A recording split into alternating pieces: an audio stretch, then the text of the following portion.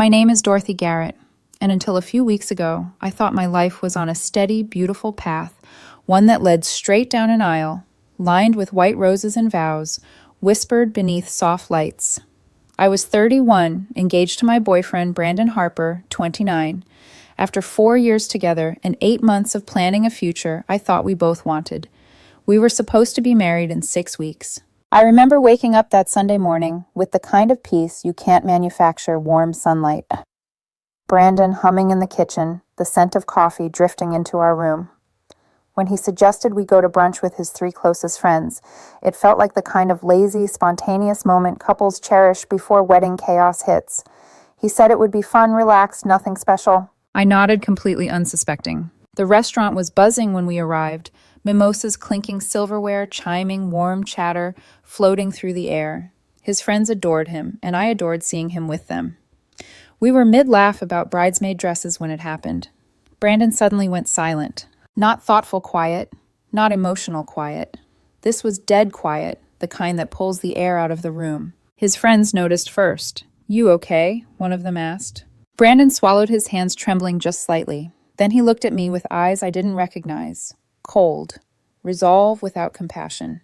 Distance without warning. "I need to say something," he breathed. Part of me thought he was going to tell me something sweetly terrifying, like he wanted to change venues, or that maybe, just maybe, he thought I was pregnant. My mind tried so hard to prepare for something normal, something survivable, but nothing could have prepared me for what he said. "I can't do this anymore, Dorothy. I'm calling off the wedding. I don't love you anymore." Just like that, at brunch, in front of his 3 friends, with a waiter walking up behind him carrying my untouched eggs Benedict. His friends gasped. One covered her mouth, another whispered, "Oh my God, are you serious?" For 10 seconds, maybe more, I didn't move, didn't breathe, didn't exist. My heart just thudded once hard like it was slamming a door. Then, something strange washed over me. Calm. Crystal clarity. As if my mind stepped into a new body that knew exactly what to do, even while my heart was collapsing. "Thank you for your honesty," I said quietly. I held out my hand. "The ring, please." He blinked fast, thrown off balance for the first time since this began. "What?" "The engagement ring. It's mine. Or more accurately, it was my grandmother's. I'd like it back." His friends watched with rapt fascination like the world's cruelest reality show. Brandon's face drained, but he slid the ring off and placed it in my palm. Cold metal. Colder moment. I pocketed it, then I stood up. "Well," I said with the calmness of someone floating outside her own body, "this changes plans. I was going to host a wedding reception in 6 weeks. Now I'll be hosting a dodged-a-bullet party instead. Same venue, same catering, same open bar. You're all still invited." His friends giggled, nervous, disbelieving laughter. They thought I was joking. I wasn't. And about those wedding expenses, I continued, my voice steady and terrifying even to myself.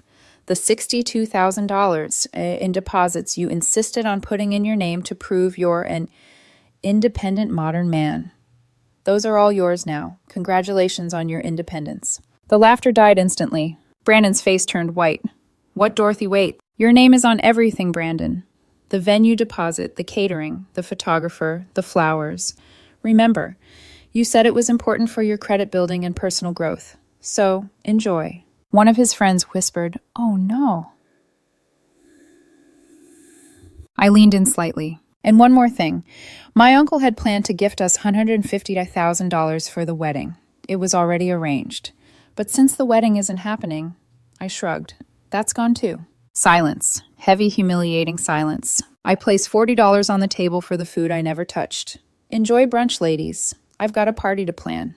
And then I walked out. Only when I reached my car did my composure crack. My hands shook so violently I had to grip the steering wheel to steady them. I sat there for 20 minutes, the world blurring outside the windshield. I replayed every second, his voice, his expression, the public ambush. I wondered if the calm I'd shown was strength or shock, maybe both. But even through the tremors, one truth kept rising to the surface like a buoy. He chose the moment. He chose the audience. He wanted the humiliation. And I refused to give him the satisfaction of breaking me there. I didn't know it yet, but brunch was only the opening blow. What came after? The messages, the pressure, the unraveling would turn this single betrayal into a full-scale emotional war. But in that moment in my car, with my grandmother's ring burning a hole in my pocket, I whispered to myself, "This isn't over." Not for Brandon. Not for me. Not for the truth that was still hiding beneath his sudden cruelty. I thought walking out of that restaurant was the end of it. I thought the humiliation Brandon handed me at brunch would be the worst part. But apparently when someone detonates a bomb in your life, the aftershocks don't care about timing. They don't care about dignity either. It began barely 2 hours after I left. I was still sitting on my couch, replaying the way Brandon's voice didn't even tremble when he said he didn't love me anymore when the notifications started pouring in. My phone kept buzzing until it felt like an alarm. At first, I didn't look. I couldn't. But when I finally turned it over, I saw names I recognized only because they belonged to his people, his friends, his mother, his sister. None of them had ever reached out to me this aggressively before. Now suddenly, I was the villain in a story Brandon wrote. "You can't just abandon him with all that debt. That money was meant for both of you. Be reasonable. You two were planning a wedding." Not a single message said, "Are you okay?" The phone rang again. I answered without thinking, and Brandon's mother's voice slammed into me like a storm. "You can't do this to Brandon, $62,000, Dorothy. He'll be financially ruined. You owe it to him to help." I closed my eyes, steadying myself. He called off the wedding. He insisted on putting everything in his name. "But he assumed you'd contribute." "He assumed we'd be married," I said. He ended that.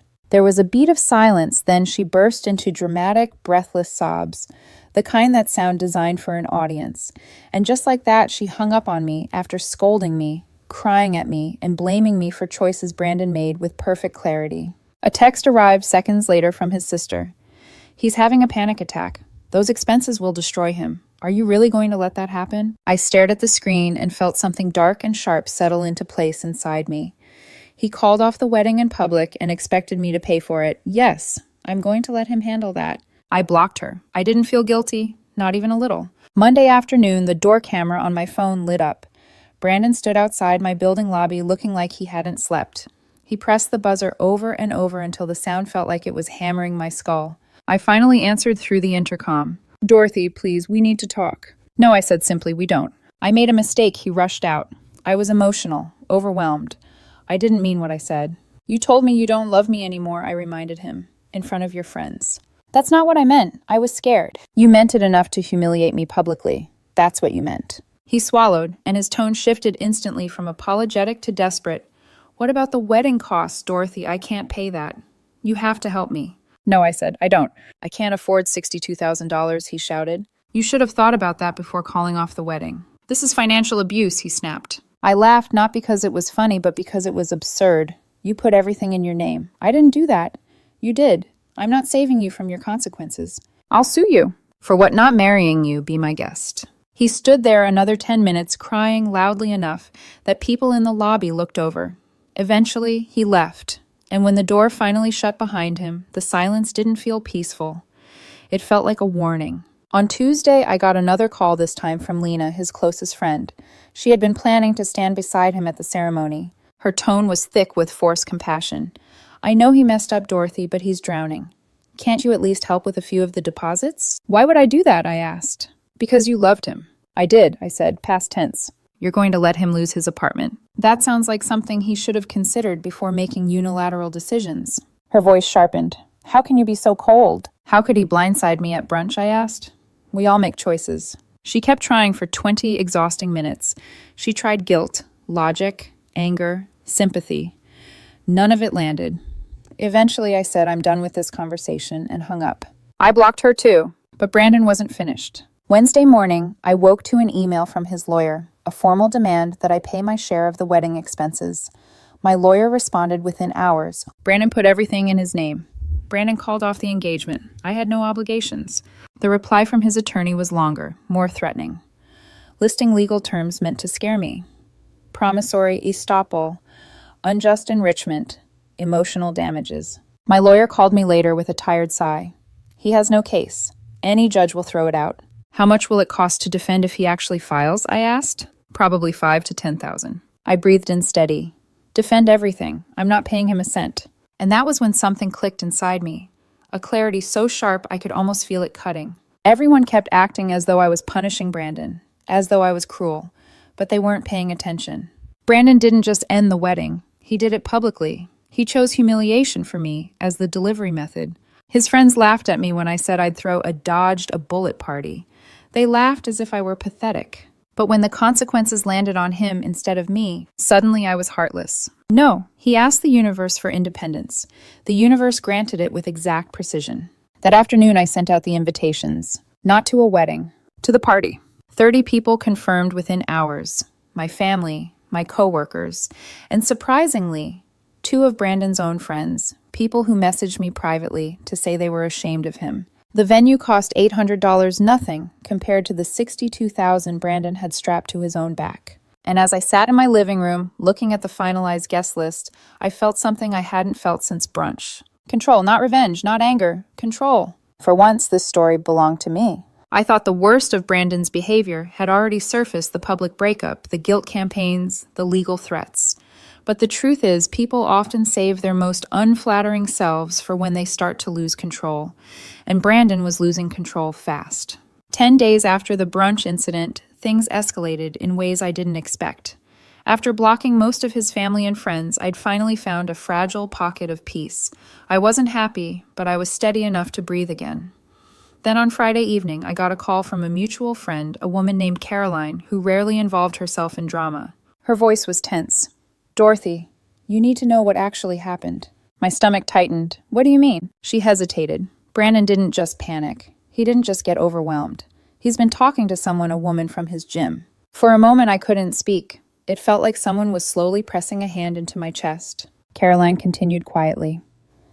"He said nothing physical happened, but emotionally. It was definitely an affair. They'd been talking for 3 months. He thought he was in love with her." Her name, I later learned, was Lily Tran, Brandon's ex-girlfriend from years ago. The kind of person a man tells you never to worry about. "He ended your engagement to pursue her," Caroline said. "He actually told a couple of people he was choosing his happiness after realizing he's capable of love deeper than what he had." I felt something inside me collapse, but not in the frantic, gasping way heartbreak usually shows up. No. My collapse was quiet, deep, a sinking into truth that was never meant to be comforting. "He called off the wedding, thinking she'd welcome him into her arms," Caroline added.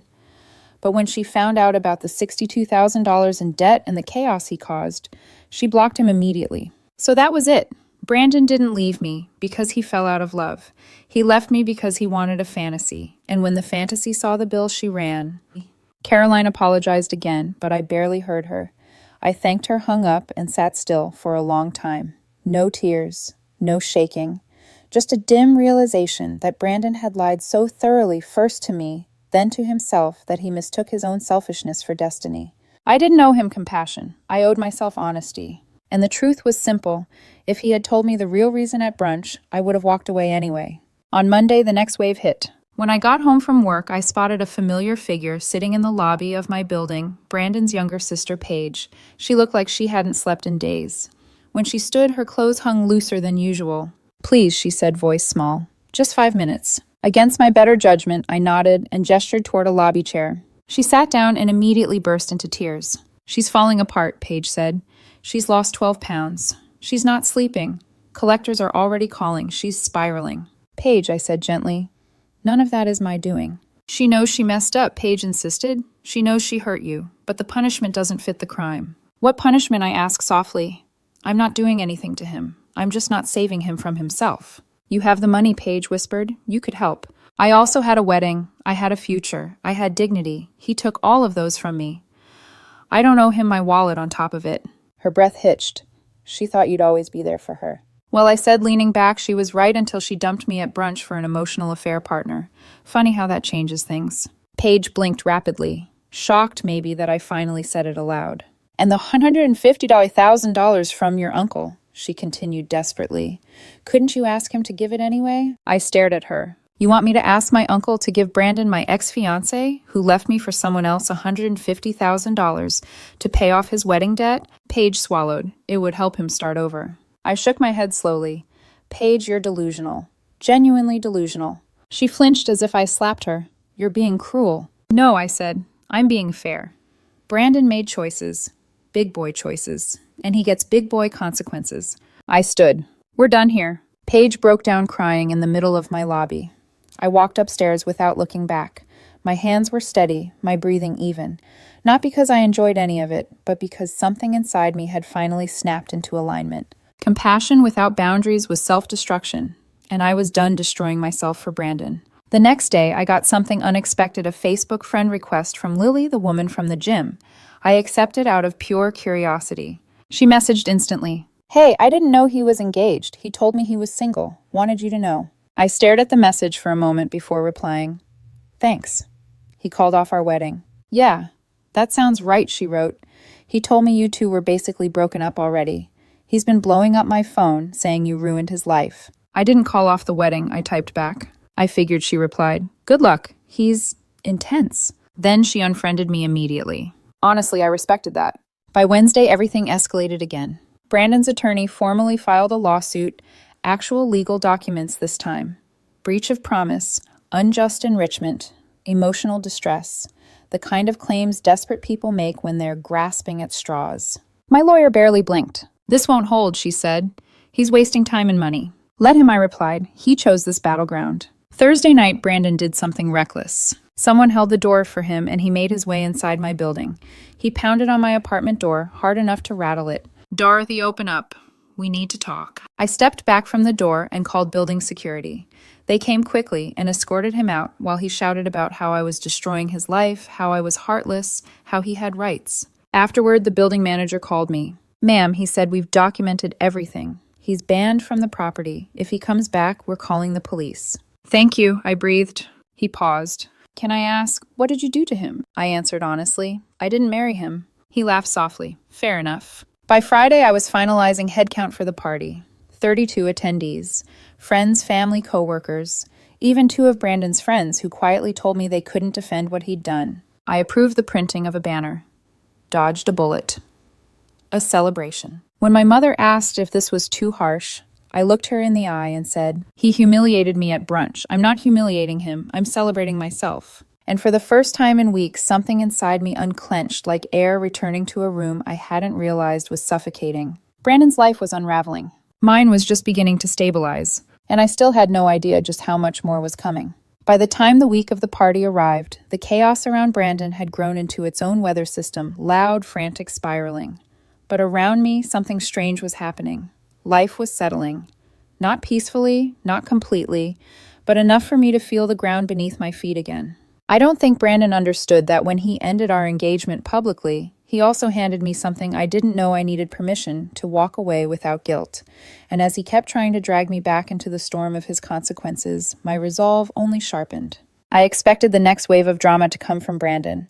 Instead, it came from his father. It was Wednesday afternoon when my office phone rang, my direct line, which only a handful of people had. When I picked up, an unfamiliar voice growled, "This is Brandon's father." I didn't speak, I just waited. "I'm calling because you're destroying my son's life over your pride," he accused. "You two were supposed to get married. That debt belonged to both of you." I answered with steady calm. "Your son ended the wedding. He put all the expenses in his name. Those were his choices." "He made a mistake," he snapped. "People make mistakes. And they face consequences," I replied. "That's life." "I'm offering to mediate," he said, as if proposing a groundbreaking solution. "You pay half, he pays half. Clean slate." "No," I said. He inhaled sharply. "Why are you being so stubborn?" "Because I said your son chose to humiliate me at brunch in front of his friends. He ended our wedding for maximum impact. Now he expects me to clean up the mess he made alone. That's not stubbornness. That's self-respect." There was a beat of silence on his end. Then he tried something uglier. "We can't afford to help him," he said. "We have our own bills. If you don't help, he'll be ruined. You don't want that on your conscience." "I don't," I said. "But it won't be on mine. It'll be on his." And then he made a mistake. He tried threatening me. "I know people," he warned. "You're going to regret this." My voice stayed calm. "This state allows one-party consent on recorded calls. I have everything you just said." He hung up instantly. I stared at the receiver for a moment longer, then gently placed it back into its cradle. A surprising sense of relief washed through me.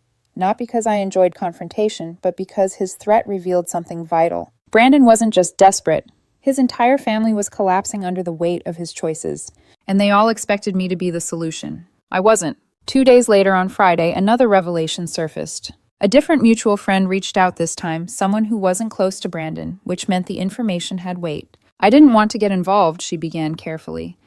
But you should know the real reason he called off the wedding. My heart tightened. I already know about the woman from the gym. It's more than that, she said. He didn't just think he loved her. He was planning to pursue her seriously. He ended your engagement because he genuinely believed she was his soulmate. And when she found out about the debt and the chaos I finished for her, she ran. Exactly. She exhaled. He told people you were holding him back from real love. He didn't tell anyone he was emotionally cheating. He just made you out to be the villain. I felt something shift inside me, not anger, not pain, just clarity.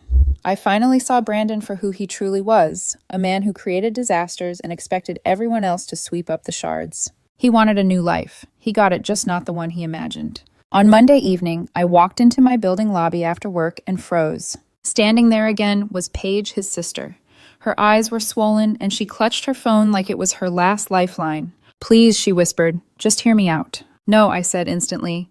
"Your father tried threatening me last week. I'm done." She flinched. "I'm not here to threaten you. I'm here to beg." I sighed and gestured toward the seating area. 5 minutes. She sat trembling. "He's falling apart," she said. "He's lost 12 pounds. He can't sleep. Collectors are calling nonstop. He says you're punishing him." "What punishment?" I asked. "Not paying someone else's debts isn't punishment. It's boundaries." "You don't understand," she cried. "He thought you'd always be there. He counted on you." "And I counted on him to not dump me at brunch," I said. "We were both wrong." She swallowed hard. "What if you just paid part of it, or talked to your uncle about the wedding gift? He meant it for both of you. Maybe he could still give it." I stared at her in disbelief. "You want me to ask my uncle for $150,000 to help the man who left me? Are you hearing yourself?" Paige broke down. "He's desperate, Dorothy." "So am I," said quietly. "Desperate to stop cleaning up after a grown man who hides behind everyone else when things get hard." I stood. "We're done." She collapsed into tears as I walked away. Something in me hardened, not out of cruelty, but clarity. Brandon didn't need me. He needed accountability. The next day I was preparing dinner when I got a Facebook friend request that made my heart pause. "Lily, the gym woman." I accepted. She messaged immediately. "Hey, I didn't know he was engaged. He told me he was single." I blinked. "He called off our wedding for you." "Yeah," she wrote, "and then told me you ruined his life." I stared at my phone. I didn't end the engagement. I figured, she replied. We stopped talking. "He's too much. Good luck." Then she unfriended me. Honestly, I respected her for that. Wednesday brought the next escalation, a formal lawsuit. Filed, active, real. Breach of promise, unjust enrichment, emotional distress. My lawyer laughed on the phone. His case is dead on arrival. "How much to defend it?" I asked. 8 to 12,000 if he pushes. Then we defend it. If Brandon wanted to weaponize the legal system, I wasn't going to roll over. Thursday night, he broke into the building again. Someone held the door open, and he pounded on my apartment door furiously. "Dorothy, open up. You're ruining my life." I didn't approach the door. I called building security, who escorted him out while he screamed about his rights. Afterward, the building manager called. "He's banned from the property," he said. "If he comes back, we're calling the police." He hesitated. "What did you do to him?" "I didn't marry him," I said. He laughed. "Fair enough." By Friday, all I cared about was the party. 32 confirmed guests. The banner ready. The decorations prepared. The drinks ordered. My mother questioned it gently. "Isn't this harsh?" But I shook my head.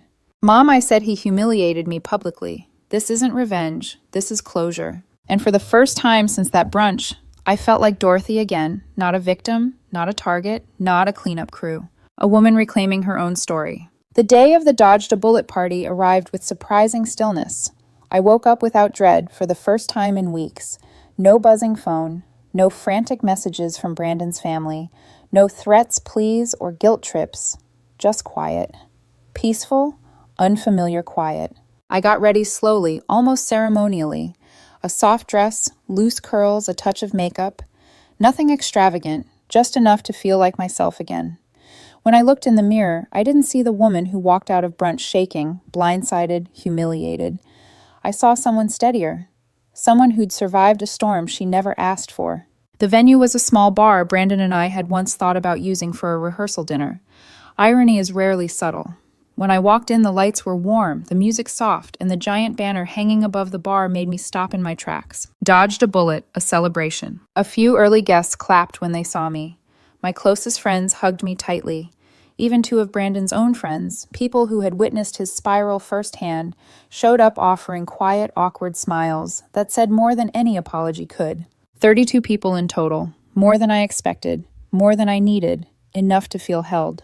As the night unfolded, laughter echoed louder than I'd ever anticipated.